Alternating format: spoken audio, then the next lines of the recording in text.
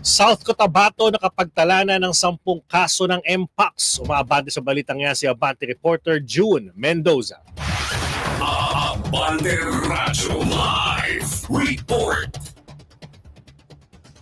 Umakyat na sa 10 ang bilang ng kumpirmadong kaso ng Mpox sa lalawigan ng South Cotabato. Sa isang pulong balitaan nitong Huwebes, kinumpirma ni Integrated Provincial Health Officer Dr. Conrado M. Brania Jr. kabilang sa netalang kaso ay 4 mula sa lalawigan ng Tiboli, 2 sa Surala at tigi 1 kaso naman sa mga bayan ng Banga, Tantangan, Lake Cebu at lungsod ng Coronadal. Maliban sa 10 kumpirmadong kaso, may 9 na suspected cases rin umano na kasalukuyang binabantayan. Ayon pa sa opisyal, ang mga individual na may Mpox ay mahigpit na minomonitor upang maiwasan ang pagkalat ng sakit. Lahat din anya ng mga nakasalamuha o close contact ng mga ito ay natukoy na at kasalukuyang sinusubaybayan.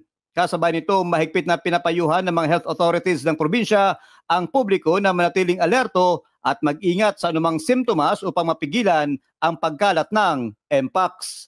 Ako si June Mendoza ng Abante Radio. Ito ang balitang mabilis, mabangis, walang mintis.